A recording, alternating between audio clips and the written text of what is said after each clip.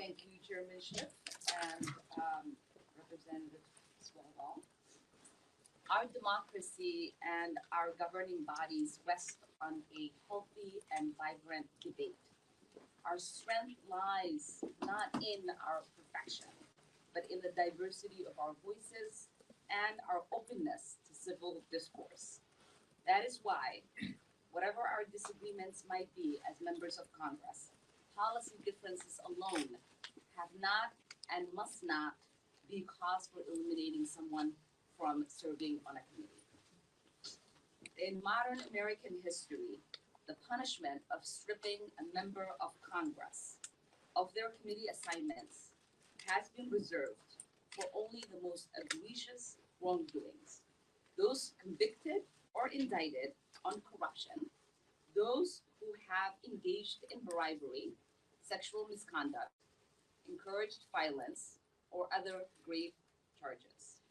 I have served on the House Foreign Affairs Committee and the House Education and Labor Committee for the past 2 terms, committees that I have lived experience and expertise in. As a child who survived war, lived in a refugee camp, I would have never imagined that I would one day have the opportunity to serve on a subcommittee on Africa, global health, and global human rights. I would not have believed that I would one day not just serve as the first African-born member of Congress, but on a committee that oversees policies towards the continent. Kevin McCarthy's purely partisan move to strip us from our committee is not only a political stunt, but also a blow to the integrity of our democratic institution and threat to our national security. We are thankful to Leader Jeffries and House Democrats, and even some courageous Republicans for standing with us. If McCarthy wants to denigrate the integrity of the House and its committees, we will always stand up to these efforts. I am grateful for the confidence of my constituents and my colleagues have shown me to serve on these committees, and I look forward to continuing that work of building a more peaceful world. Gentlewoman from Minnesota, Representative Omar, to close. The gentlewoman is recognized.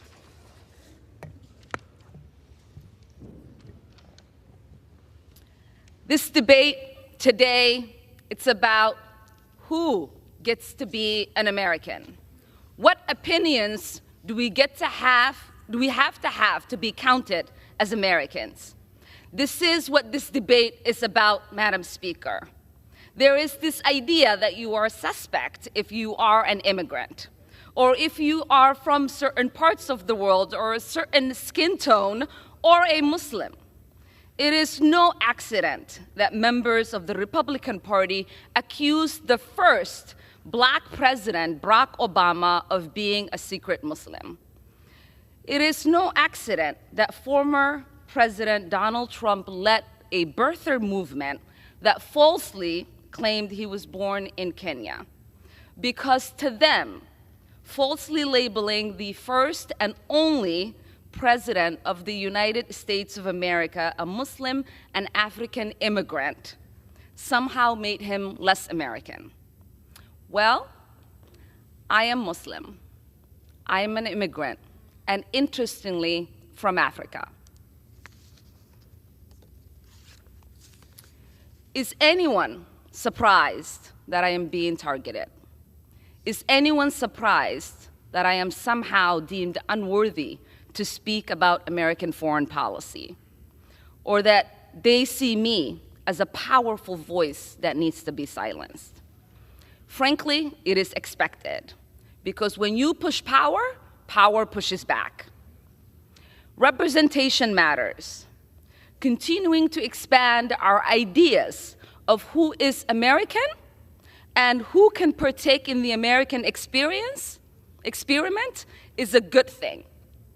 I am an American who was sent here,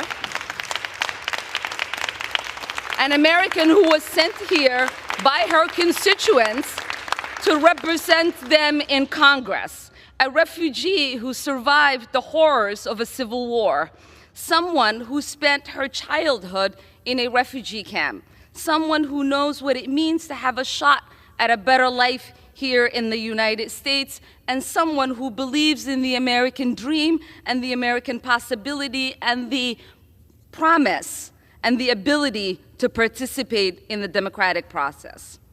That is what this debate is about. There is an idea out there that I do not have objective decision-making because of who I am, where I come from, and my perspective. But I reject that. We say there is nothing objective about policymaking. We all inject our perspective, our point of views, our lived experiences, and the voices of our constituents. That's what democracy is about. So what is the work of the Foreign Affairs Committee? It is not to co-sign the stated foreign policy of whatever administration is in power. It's about oversight. It's to critique and to advocate for a better path forward. But most importantly, it is to make the myth that American foreign policy is intrinsically moral a reality. So I will continue to speak up because representation matters. I will continue to speak up for little kids who wonder who's speaking up for them. I will continue to speak up for families around the world who are seeking justice, whether they are displaced in refugee camps or they are hiding under their beds somewhere like I was, waiting for the bullets to stop. Because this child, survivor of war, would have wanted that. The 9-year-old me would be disappointed if I didn't talk about the victims of conflict, those that are experiencing unjust wars, atrocities, ethnic cleansing, occupation, or displacement like I did. They are looking to the international community and the United States, asking for help. They look to us because the international community and the United States profess the values of protecting human rights and upholding international law. So we owe it to them not to make this a myth, but a reality. I didn't come to Congress to be silent. I came to Congress to be their voice. And my leadership and voice will not be diminished if I am not on this committee for one term. My voice will get louder and stronger, and my leadership will be celebrated around the world as it has been. So take your vote or not. I am here to stay, and I am here to be. Ms. Omar, you're recognized for 5 minutes. Thank you, Chairwoman. I wanted to enter this article in to the record from the Florida Phoenix. I know the gentleman is no longer here, but he was speaking. Without objection. Thank you. He was speaking to how wonderful Florida was doing in regards to education, and I just wanted this record to be entered into the record. Just 17% of 8th graders were proficient in math in Florida, and 6% were considered advanced in the subject in 2022. I think it's really important for us to be able to share actual facts in committees. And when it came to reading, 70% of 8th graders that were tested were not proficient in reading according to these results. Now, Governor Bolus from the free state of Colorado, I greet you as someone who represents the free state of Minnesota. I wanted to talk to you a little bit as both a parent, someone who sat on this committee, and someone who now is a governor. As a mom of 4 children who are in the 5th grade, 2 juniors in high school, and 1 sophomore in college, is there any thing that is prohibiting parents from being involved in their children that you are aware of outside of time constraints that you and I might have? I think that language can sometimes be a barrier, and many of our school districts are taking great proactive approaches to But do you know of any laws that say a parent can't show up to PTA meetings or to school To the board contrary, meetings? we're really focused on how we get parents more involved. Yes.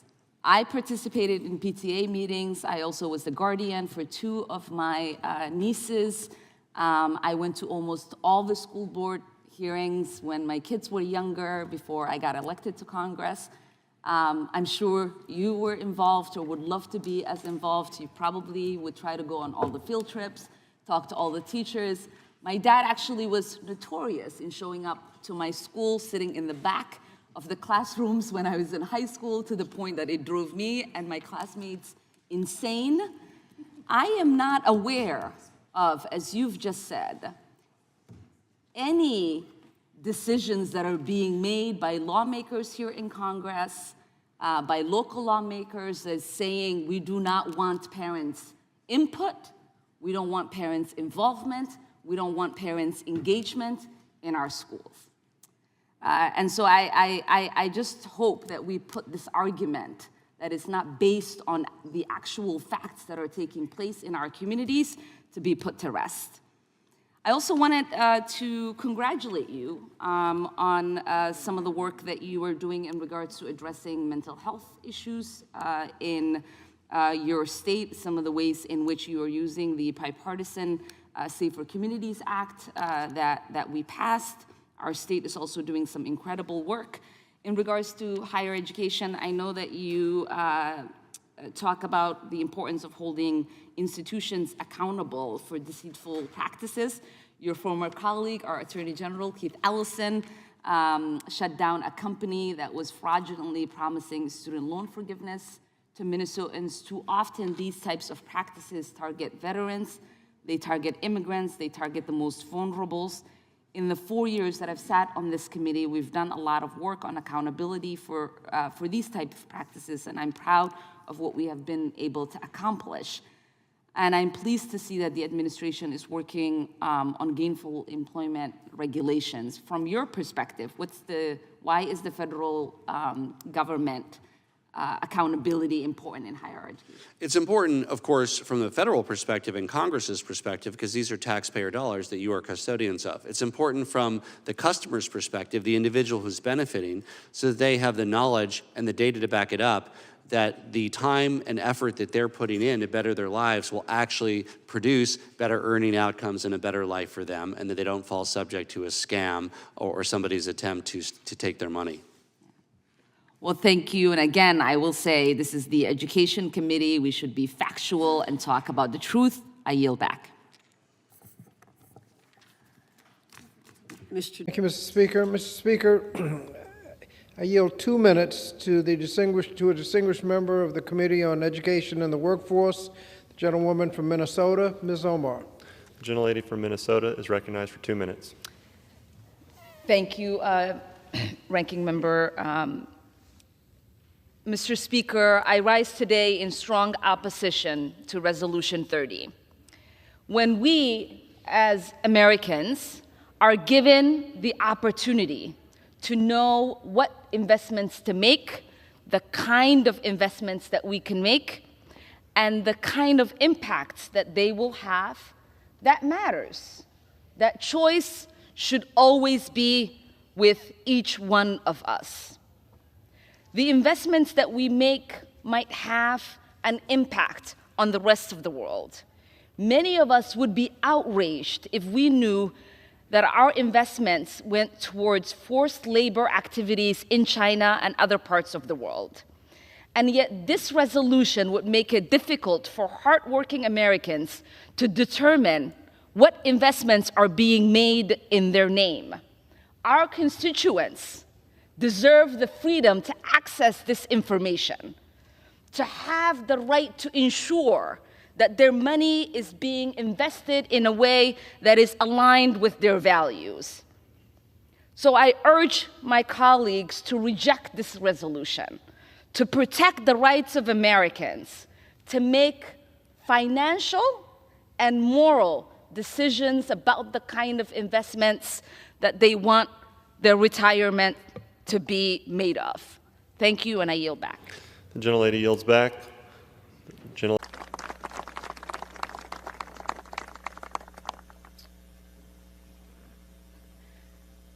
Good afternoon, everyone. I'm Congresswoman Ilhan Omar. I'm here as the Deputy Chair of the Congressional Progressive Caucus and as a mother of 4. As an American, I'm heartbroken. As a mom, I'm outraged. As a legislator, I am ashamed at the lack of the political will to keep our kids safe from our Republican colleagues. Why is it that as a mom in the United States of America, I have to worry every single day whether my 10-year-old daughter will be shot in her classroom the same way I worried about my own safety when I lived in a war zone? And why is it that our Republican colleagues continue to lie and pretend we can't do anything about it? When we saw that car accidents were taking lives, we required seatbelts to save lives. When we saw that people were dying from drug overdoses, we passed laws to save lives. Why is it that when it comes to guns, Republicans throw their hands up and say, we can't do anything, let's continue to pray? As a person of faith, I believe in prayer. But we are also asked by God to take action. It doesn't make sense unless you look at their campaign donations. Because since 1990, the National Rifle Association has spent $24 million on campaign contributions and another $150 million on outside spending, almost all going to Republicans. And during the same period of time, we gutted the gun safety measures like the assault weapon ban that helped keep our communities safe. So I say to my Republican colleagues, stop listening to your corrupt campaign donors. Don't let any more of our children get killed. Give us a vote on a common sense gun reform and show American parents where we are. The time is now.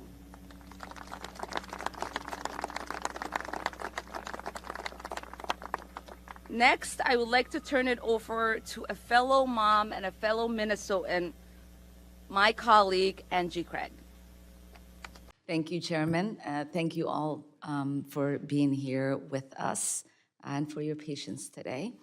In my district, a lot of retirees' hard-earned dollars are at risk, and many of them are worried about what might happen with some of the conversations around raising the retirement age. In France, we are seeing the consequences of raising the retirement age against the interest and will of workers. I hope Congress is taking notice of that. It is not trivial to propose raising the age to retire when many working class people are living paycheck to paycheck with exhausting jobs.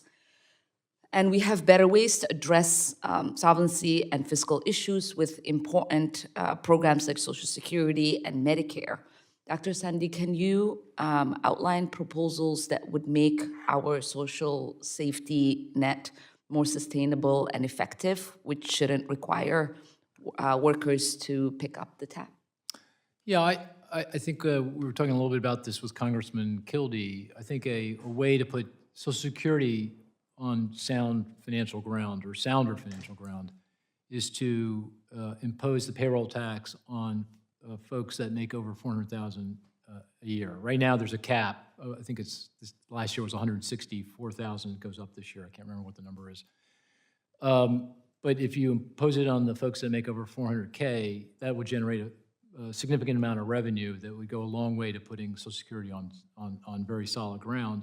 And all we would be doing is ultimately raising the percentage of earnings that are affected by the payroll tax back to where it was when Social Security was first established back in the 1930s. So, and the reason we've gotten into this kind of situation, many reasons, but one is the ongoing skewing of the income and wealth distribution, and this would go a long way to addressing, that issue. So I think that would be a good way of, in the case of Social Security. Medicare and Medicaid are more difficult because it goes to the cost of medical care, and that's, as we all know, a very complex issue. And we talked a little bit about prescription drug negotiations as an example of something that we could work on to make that a way of restraining the growth in medical care expenditures, not cutting benefits, but making them more affordable. So those are two examples. I appreciate that. It's good to know that there are options that don't require Americans to work longer. Mr. Chairman, I would like to enter into the record a report released this week from the Center for American Progress on the fiscal and socioeconomic costs of tax cuts. Without objection, so ordered. Thank you. Without the Bush and Trump tax cuts, debt as a percentage of the economy would be declining permanently. Over the past 25 years, tax cuts enacted initially during the Republican trifecta severely slashed federal revenues. It is estimated that these tax cuts have added $10 trillion to the debt since their enactment. Dr. Sandy, could you explain why making the Trump tax cuts permanent would harm our fiscal and economic outlook? It would be very costly. In fact, in the baseline budget, the budget that we've all been alluding to here, that the CBO scores, assumes that the tax cuts will expire as they are currently legislated under law. So if they're made permanent, then that baseline budget would show much worse fiscal outlook than we're talking about here, and to a significant degree. And you make a great point. The last time, I think the good benchmark here is in the year 2000, fiscal year 2000, we had a surplus. That was the last year we had a surplus. And you're right, there's many reasons for that, some of which were fortuitous, but some of which were the result of good policymaking in the 1990s during the Clinton administration. And a number of things have conspired to erode our fiscal situation. The tax cuts under President Bush, the tax cuts under President Trump contributed. And the spending that will also increase significantly because of a number of crises, the financial crises, very significant increase, the pandemic, a massive increase, and also the conflicts overseas, the wars that we've been fighting in the Middle East. So you add all that up, that's now put us into the position that we're in today with a debt to GDP, publicly traded debt to GDP that's close to 100%. So it's a combination of things that have gotten us into this predicament. I really appreciate that. Thank you so much. It is obviously clear with that these tax cuts shouldn't even be on the table if we're trying to be serious about our fiscal responsibility.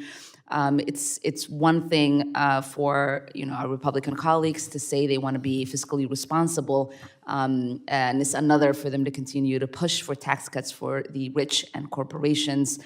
This kind of hypocrisy really puts the health of our economy at risk. And I hope that we become sensible in addressing the fiscal health of our country. Thank you.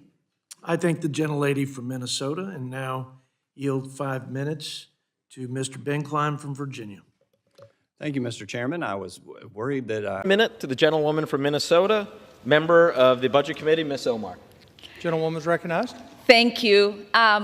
For a long time, Republicans spent so much time saying they were going to address the economic anxiety families were feeling, but overnight they dreamt up a dangerous economic bill that will plunge families into economic depression. Republicans say they want to grow the economy, but their bill will destroy 8,000 jobs in my district alone and 7 million across this country. They say they want to invest in children, but this bill eliminates childcare access for 4,000 kids in my state and 180,000 nationwide.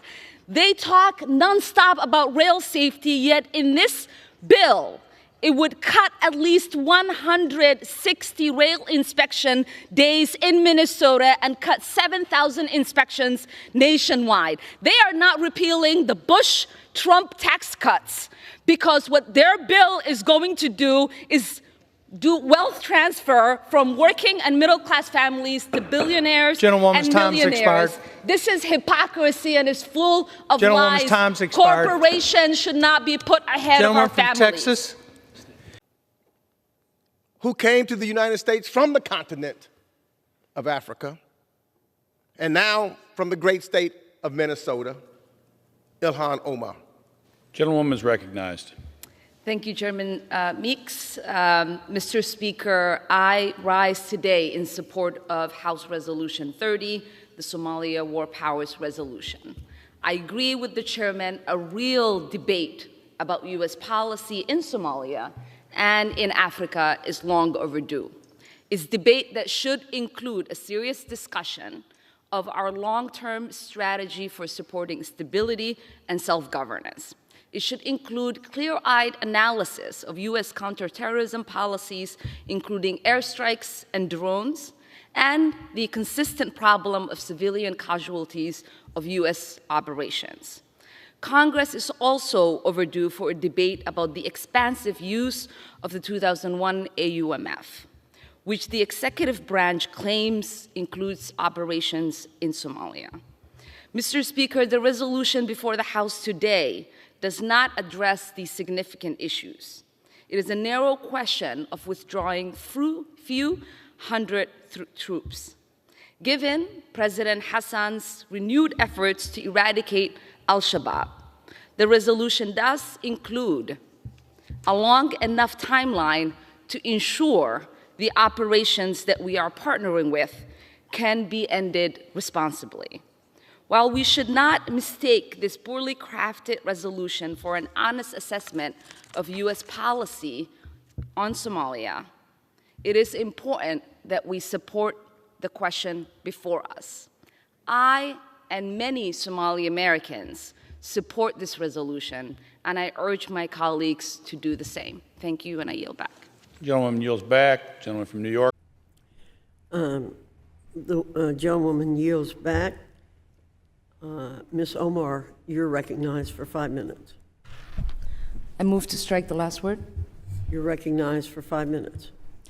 It is no secret that student loan debt has become an overwhelming burden on millions of Americans, preventing them from achieving their dreams, hindering their ability to contribute to our economy. I am so disappointed to see the efforts from my Republican colleagues to use the CRA to attack millions of workers and families with student debt. If you can get past the shock of how cruel this is and ask why, you will see the answer is to simply score political points and nothing more. Some of my colleagues on the other side are fine with accepting millions of dollars in PPP loan forgiveness for themselves and are always ready to bail out corporations, but draw the line at providing financial relief to individuals struggling with student loan debt. They also like to falsely claim that student debt relief will merely pay off the debt of the elite. But the truth is, President Biden's debt relief program was designed to provide much-needed relief to most economically vulnerable borrowers, with more than 90% of student debt relief going to borrowers earning below $75,000 per year.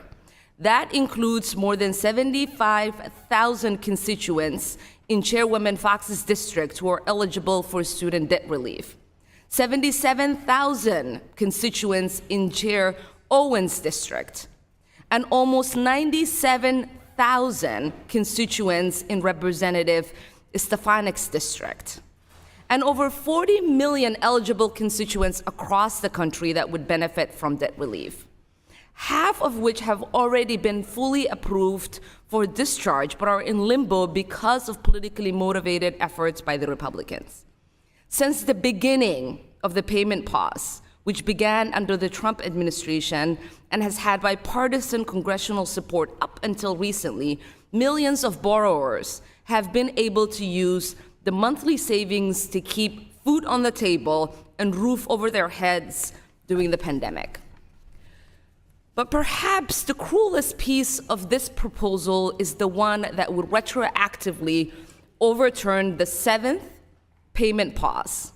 This would not only force borrowers back into repayment, but resulting in thousands of dollars in payments and accumulated interest added back onto their balances. The cruelty is the point. The reality is that payment pause has been a critical economic lifeline for tens of millions of borrowers. Public service workers have been able to accrue credit towards forgiveness under PSLF. This proposal will also claw back progress made and reinstate loans that have been canceled over this time frame. These are the same nurses, educators, service members, and hundreds of thousands of other public service workers across the country who have been called our heroes over the course of this pandemic. This is how my Republican colleagues want to pay them back. The fact is that student loan borrowers and their families should not be used as a political pawn. Congress should be acting to improve the circumstances of the American people, not attempting to thwart the president's efforts. Let us stand up for the tens of thousands of federal student loan borrowers and their families who would be affected by student debt. Vote no on this resolution. I yield back. The gentlewoman yields back.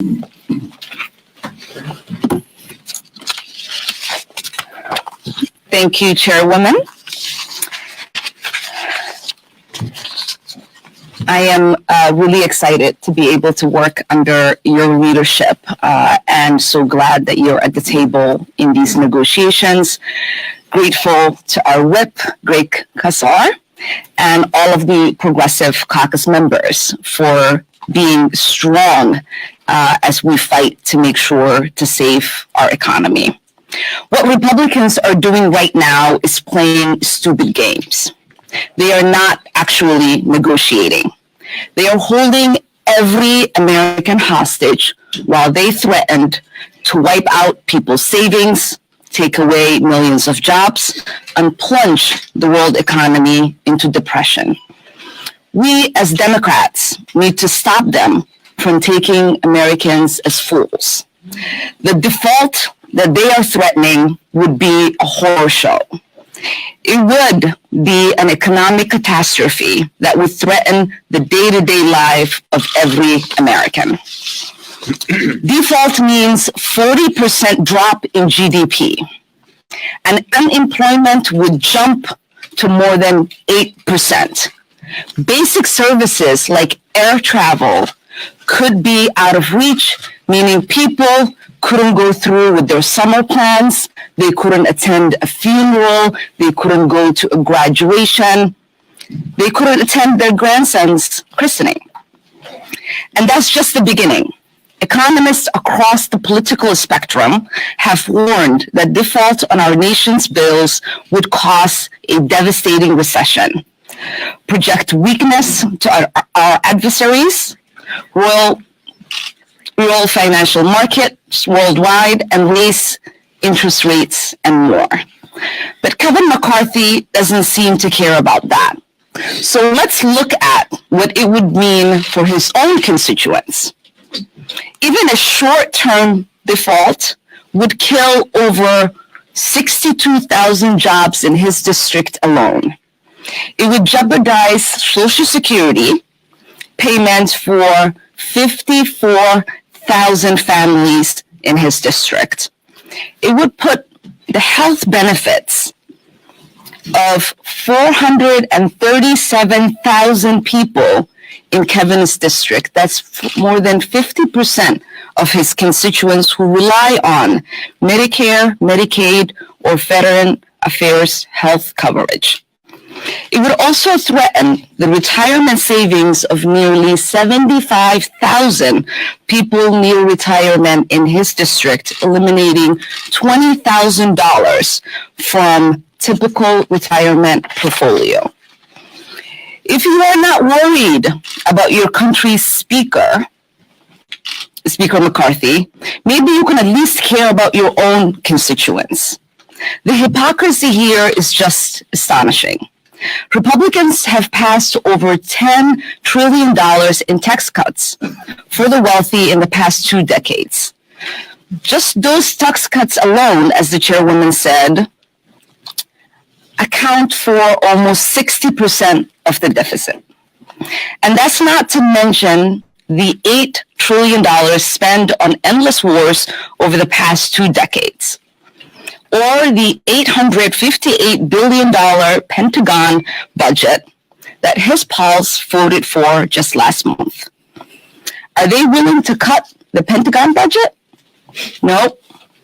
Are they willing to roll back the trillions upon trillions of dollars in tax cuts to their billionaire friends? No. Instead, they want to gut investment in housing, in childcare, in Social Security, and even on air traffic controllers. We need to stop letting Kevin McCarthy take us for fools. Now I would like to hand it over to Whip Greg Casar. Thank you. Thank you, and we'll now recognize the gentlewoman from Minnesota, Ms. Omar. Thank you, Chairman. I'm truly shocked that we're having this hearing today. Not only was the budget resolution due on April 15th, but we're in the midst of a shutdown crisis because Republicans can't even organize their own caucus to pass funding levels that we already agreed to. And now they launch some of the most radical cuts to healthcare, to housing assistance, to food assistance, to the postal office, and nearly every program under the sun, all while doing nothing to rein in our nearly $1 trillion Pentagon budget, or the trillions they have handed out to millionaires and billionaires through the Trump tax cuts. There's a lot of awful stuff in this budget. There are millions of vulnerable children, moms, and dads, and more who will literally have Medicaid taken from them. There are massive cuts to food assistance, literally starving families who are already struggling with food prices. There is the totally kooky math, which as the $1 trillion they claim to save from improper payments, even though every expert will tell you this is bogus. And there is the commission. They tuck into the resolution to slash Social Security and Medicaid despite their attempts at denying they want to cut these vital programs. But what is most sickening is that they entirely leave in place the Trump and Bush tax cuts to benefit them and their friends, which have cost over $10 trillion and are responsible for almost all of the increasing debt ratio. Permanently extending the Trump tax giveaway would benefit households in the richest 1% more than twice as much as those in the bottom 6% as a share of their income, providing roughly $41,000 tax cut for the top 1% at a cost of around $300 billion per year. This is on top of handouts to millionaires and billionaires already receiving from the permanent provisions of the Trump tax cuts. Oh, and on top of that, they defund enforcement of high-earning tax cheats. In his opening remarks, the chairman even said, "We don't need an army of IRS agents." Well, guess what, Chairman? Increasing tax enforcements would raise over $1 trillion over the next decade, according to the most recent research. So you have to ask, who stands to benefit from all of this? Well, it turns out millionaires look out for one another. It's the Republican members of this committee, at least 9 of whom are millionaires, according to the latest data from Open Secrets.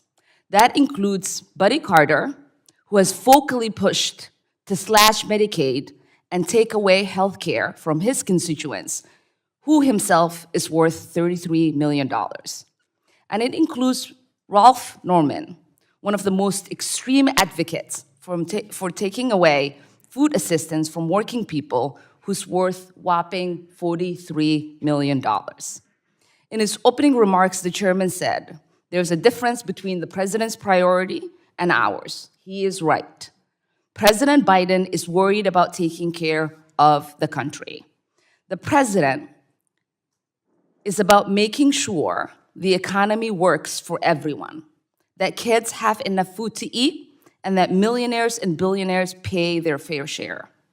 As Humphrey once said, the moral test of government is how it treats those who are in the dawn of life, the children, those who are in the twilight of life, the aged, and those who are in the shadows of life, the sick, the needy, and the handicapped.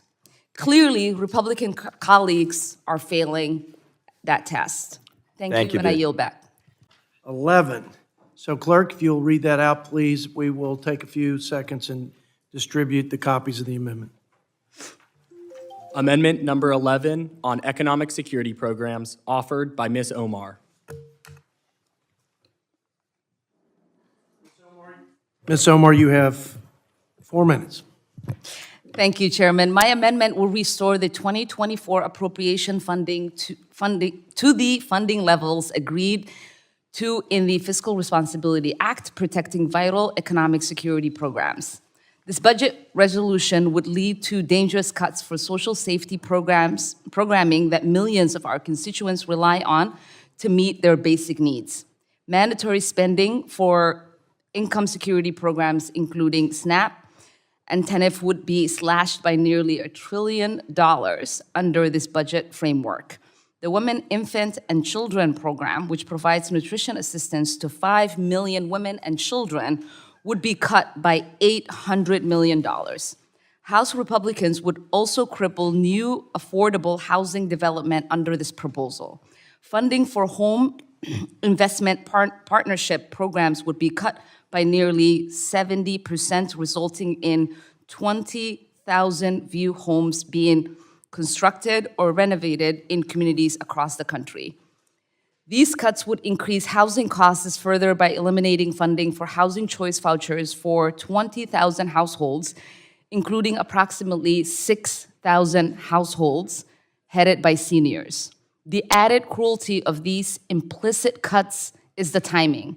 The United States is grappling with a rising food insecurity and poverty rates as the positive impacts of past economic support, like the enhanced child tax credit, have faded. We are also dealing with affordable housing shortage. This is only getting worse in this high interest rate environment. And yet Republicans are determined to force deep cuts to programs that help keep people fed and safely housed right before the winter during these hunger and housing crises. My amendment would ensure that Congress does not leave countless Americans out in the cold without enough food to feed their families. If you care about your constituents' livelihoods and well-being, you should vote for this amendment. I thank the gentlelady and would now open up the floor for anyone who would like to take time to oppose the amendment. Mr. Chairman, I request time. I yield to the gentleman from Michigan, 5 minutes. Thank you, Mr. Chairman. Let's start with a question. Which government programs create individual and family confidence and resilience? Now let's get to reality. For generations, Americans have prized the values of hard work and self-sufficiency, and prospects for upward mobility have long encouraged people of all backgrounds to move up the economic ladder. However, rather than embracing these ideals, our nation's welfare programs continue to trap Americans in a perpetual state of dependency on government assistance. These programs are allowing too many able-bodied adults to sit at home, resulting in major workforce shortages and driving costs up for businesses, which are then passed on to consumers in the form of higher prices. And the cycle starts anew.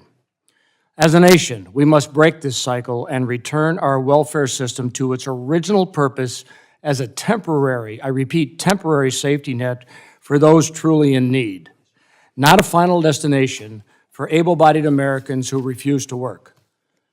This is not a controversial idea.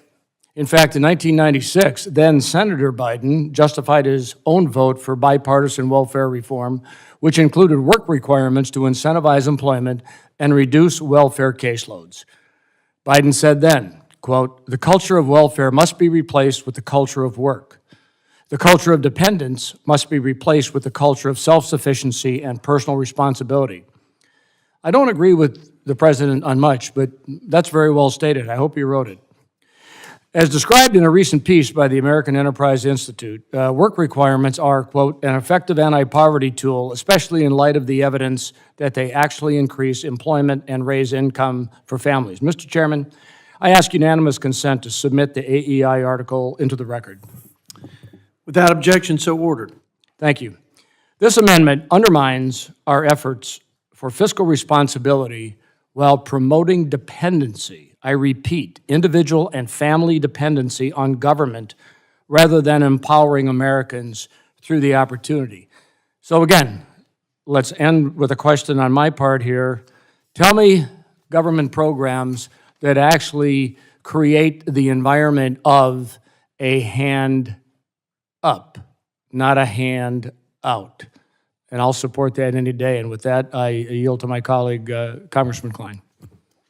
I thank the gentleman for yielding. I want to emphasize that this budget provides more than $9 trillion in funding for low-income programs over the next decade. And we can talk about these programs. We can talk about the amendment from the gentlelady to add almost $1 trillion more. But let's talk about what the impact of this spending actually would do and has done to inflationary costs and to costs of housing. And the gentlelady talked about affordable housing crisis. We have affordable housing problems in my district as well. And I go to my builders and I ask them, why are we having problems? What are your main drivers of your costs when you build houses? And what they say are the environmental regulations that were just tacked on last year. That you have the Green New Deal that was just passed under the guise of the Inflation Reduction Act and did nothing to reduce inflation, but it sure did a lot to increase the cost of housing. And so, I would say that we could do more to address the affordable housing crisis by reducing regulations on small businesses, home builders, and other small businesses that would actually help to bring down the cost of housing and help those in our communities who are facing affordable housing crises. So this amendment would simply continue to fuel that inflationary fire that has raised the cost of housing, raised the cost of building affordable housing, and actually run contrary to the aim of the gentlelady's amendment. So I would oppose the amendment, and with that, I yield back. Using the balance of your time here, I just want to say I haven't met a member of Congress on either side that doesn't want to help people who are struggling. They're working hard and still having a tough time making ends meet. We can argue about making ways to make it more efficient, ways to get the states involved, ways to make the programs more cost effective. But at the end of the day, I think at a base level, and there's requirement issues, there are benefit issues, there are other things related to means-tested welfare. But I think we have to start. We've got a job participation rate that's the lowest, not the lowest, but I think it's the lowest in about 25 years. We need to restore the dignity of work and the work ethic in this country, not just because it's a fiscal matter, because it's good for people to use their God-given talents to contribute to our great country. With that, I'm going to yield 1 minute for final comments from the gentlelady from Minnesota. I believe the people of this country are dignified people. No one stands in line to get food unless they need it. No one goes through the rigorous humiliation that it takes for you to apply for welfare programs. Dignity is within people. What we are talking about is the work that we have to do here in government to try to support those who need it. I also know that there are countless members on this committee and in Congress who have had the support of government programs who are now wealthy and well off. So the idea that because somebody is on a government program, that they are going to stay on a government program forever is not something that exists. There are many countries around the world who provide government assistance where people are not constantly on welfare. We have to provide the bootstraps if we are saying people need to pull themselves up. Thank you. Well, if Yeah, I may, please. gentlemen, yield, because we're obviously running way ahead of schedule and have done this sparingly throughout. So now it really needs to be good, right? I just want to respond to something that the chairman said, because I sincerely disagree with the comment that we need to restore the American people's work ethic. I think we can cheer the fact, and there is data after data that shows this, we have the most productive workforce in the world today. We can also cheer the fact that there are more Americans of a working age, or excuse me, a higher percentage of working age Americans in the workforce today than at any point since 1999. That, quote, great resignation storyline that you would read about a couple of years ago is as out of date as 4-year-old milk.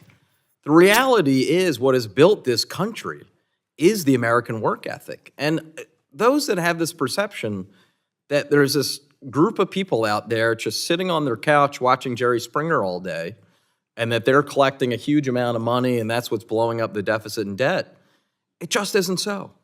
I can tell you from a perspective of a working class district in Philadelphia, almost everyone I know works hard and comes from a working family. That is the reality of America today.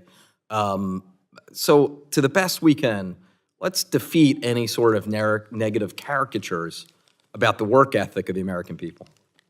The gentleman yield. We've got some time. Go ahead, Mr. I just Fein. wanted to ask the gentleman from Philadelphia,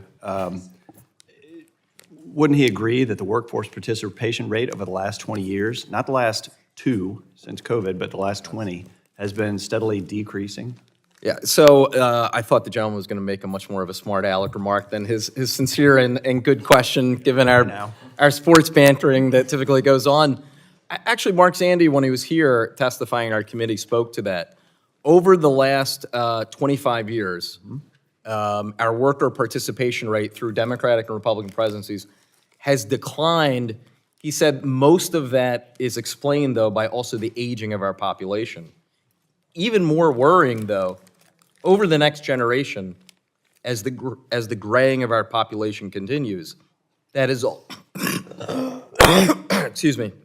That is also supposed to continue. So again, though, let's just make sure we're not mixing apples and oranges. We do have a population that is getting older, and a higher percentage of Americans will be out of the workforce due to older age. Some of us are graying faster than others. Sorry. Last comment on this. In my district, I can't imagine it's any different than anyone else's.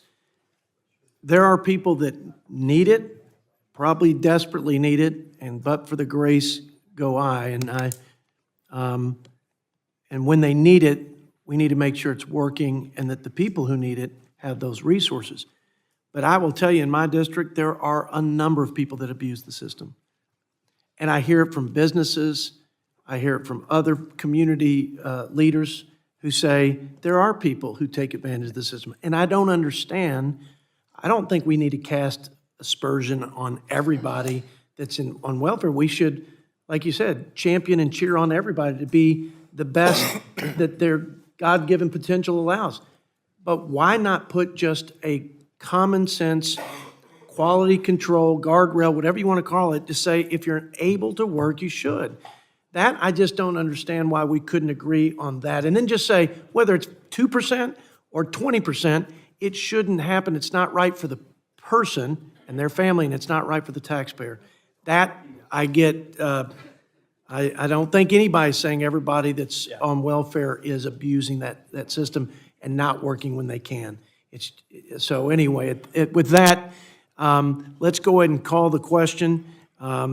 Questions on agreeing on the amendment from Ms. Omar. All those in favor say aye. Aye. All those opposed, no. In the opinion of the chair, the noes have it. If you'd like a roll call, we'll do it later before the end of the markup. Yes. Okay. Request a report of it. Okay. From Georgia. Reserved. Reserves. Gentleman from Maryland is recognized. I yield 30 seconds to the gentlelady from Minnesota, Ms. Omar. Gentlelady is recognized for 30 seconds. Thank you, Mr. Speaker. It is glaring hypocrisy when you have Republicans on the other side of the aisle trying to create definitions and say Rashida wants to annihilate people, when Max Miller himself went on TV and said we're turning Gaza into a parking lot and we want to annihilate Palestinians. Nobody condemned him on that side of the aisle. What is true here is that every single one of them has not acknowledged the fact that Palestinians are dying in the tens of thousands, but will continue to say it is us who are not acknowledging humanity. Rashida will stand strong. Gentlelady's time has expired. And the Palestinian movement will continue for liberation until every single Palestinian has the right to Gentleman live from in Maryland liberty. is recognized. We reserve. Reserves. Gentleman